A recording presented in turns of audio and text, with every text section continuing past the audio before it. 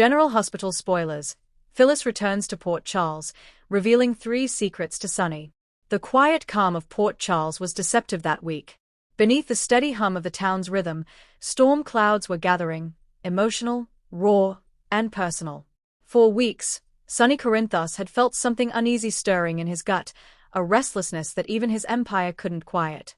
But nothing could prepare him for the face that would walk through Charlie's pub on a rainy Wednesday afternoon.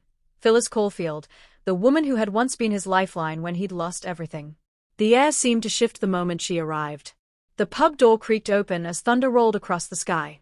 Olivia Falconeri was behind the bar, drying glasses and humming softly to herself when she looked up and froze. There, standing in the doorway with a small suitcase and a look of quiet purpose, was Phyllis. "Phyllis!" Olivia gasped. "Oh my God, it's really you." Phyllis gave a tired smile. "It's me.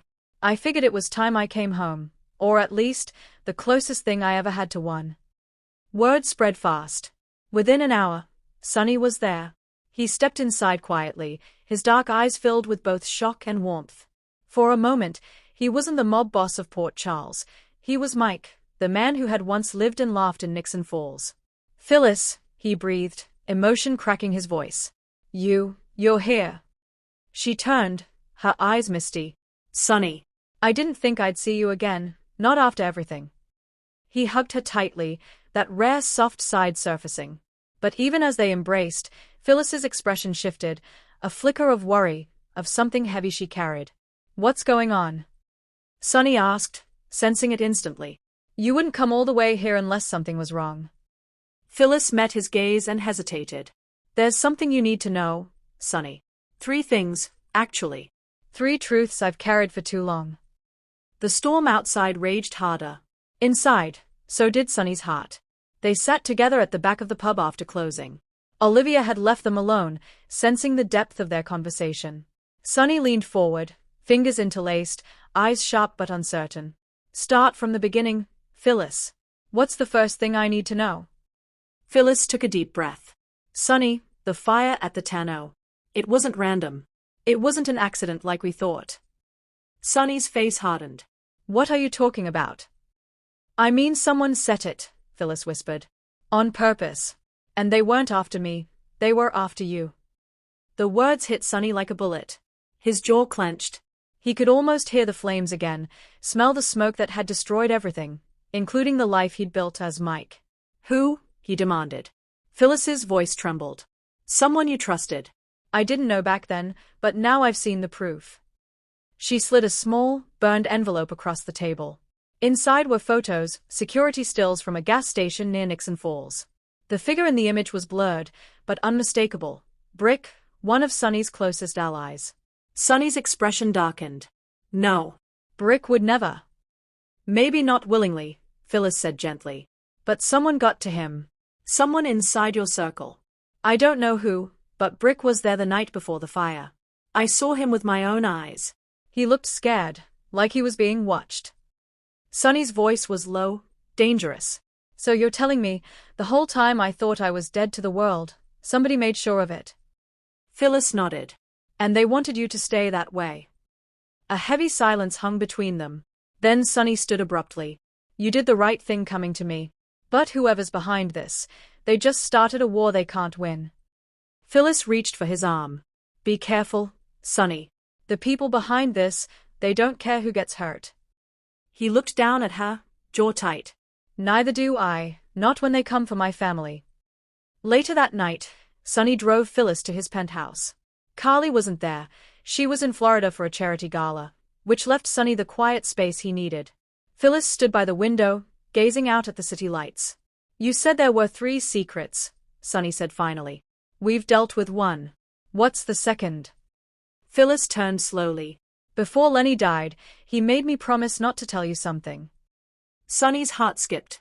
"What are you talking about?" Phyllis opened her purse and pulled out a small, worn flash drive. "He recorded a message for you. He didn't want you to see it unless things went bad." Sonny hesitated, then plugged it into his laptop. The screen flickered, and there was Lenny, smiling faintly from a hospital bed. "Hey there, Mike," the recording began. "Or maybe Sonny. By the time you see this. Doesn't matter what name you use, You're a good man under both. Phyllis closed her eyes as tears welled up. Lenny's voice grew weaker.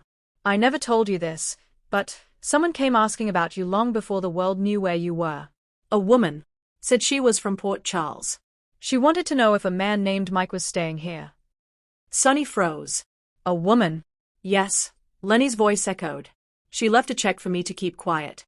But I didn't take it. Phyllis never knew. I burned it. But I found her name later, written on the back of a photo she dropped. Sonny's pulse quickened as Lenny coughed. Her name was Nina Reeves. The video ended. Phyllis whispered, I didn't know, Sonny. I swear to you. I didn't know she'd found you before the fire. I only learned about it recently when I went through Lenny's things. Sonny leaned against the desk, his hands shaking with fury and disbelief. So she didn't just find me by accident, she knew where I was. She did, Phyllis said softly. She was already watching you before you ever walked into the tonneau. Maybe she planned to tell you. Maybe she didn't. Sonny exhaled harshly. That woman played God with my life. She made me question everything, my loyalty, my family, my name. Phyllis placed a hand on his arm. You have every right to be angry, but you also need to know the whole truth before you do something you'll regret. Sonny looked up, eyes hard as steel. Then tell me, Phyllis, what's the third secret? Morning came with a gray, heavy sky. Sonny hadn't slept. He sat in his office at the Metro Court, staring at an old photo of his family. Phyllis entered quietly, holding a sealed envelope in her hands. This is the hardest one, she said quietly. I've carried it for over 20 years. Sonny looked up sharply. What could you possibly have kept that long? Phyllis's lips trembled. Do you remember Lily Rivera? The name made Sonny flinch. Of course I do. My wife. She died in that explosion, the one meant for me. Phyllis nodded. Yes, but the story you were told about that day wasn't the full truth. What do you mean? Sonny demanded. She opened the envelope and placed several old hospital documents on the desk. Before the explosion, Lily wasn't just pregnant, she was already in early labor. She was rushed to a private facility nearby under an assumed name. That explosion didn't kill her instantly, Sonny. She gave birth, and the baby survived. Sonny's world shattered. What are you saying? He whispered. That my child lived. Phyllis nodded, tears streaming. I found out when I volunteered at that clinic years later. The child was taken into witness protection, hidden away by someone who thought they were saving them from your enemies. Sonny could barely breathe. Where is my son? Phyllis hesitated. He's in Port Charles. The silence that followed was deafening. Sonny stood, gripping the desk for balance. Who is he? Phyllis finally said it. It's Dex. Sonny's body went rigid. Dex Heller. Phyllis nodded. Yes. He doesn't know. But everything, the timing, the DNA, the medical files, it all matches.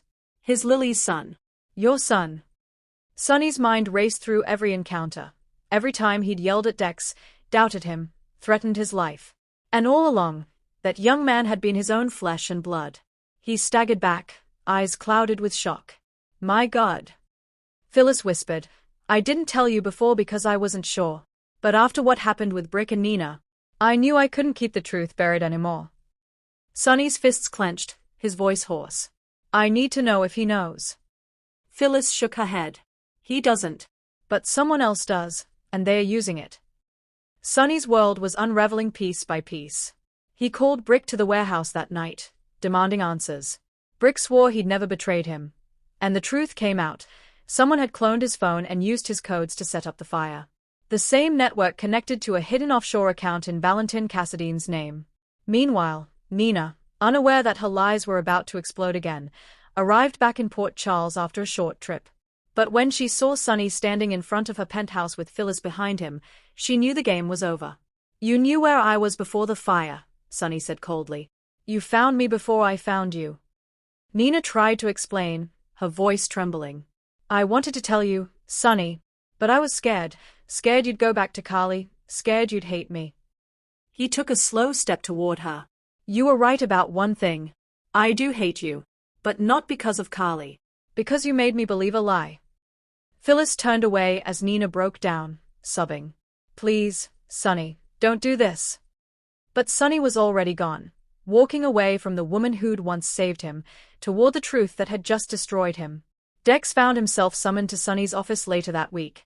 The young man entered cautiously, uncertain of what mood the boss would be in. Sonny sat behind the desk, silent, his eyes burning with emotion. "Sit down," Sonny said. Dex obeyed, confused. "I got something to tell you," Sonny continued. "Something that's gonna change everything." Phyllis was in the corner, watching quietly. Sonny reached into his drawer, pulled out Lily's photo, and placed it on the desk. "That's your mother." Dex's eyes widened. "What are you talking about?" "You were adopted under another name," Sonny said quietly. "Your mother died before she could hold you. And I'm your father." Dex stared, disbelief flooding him. "That's not possible." Phyllis stepped forward, handing him the medical records. "It's true, Dex. I've seen the files. The DNA test confirmed it. You're Sonny's son." Dex stood, shaking his head. "All this time, all this fighting, all this loyalty, and you never knew."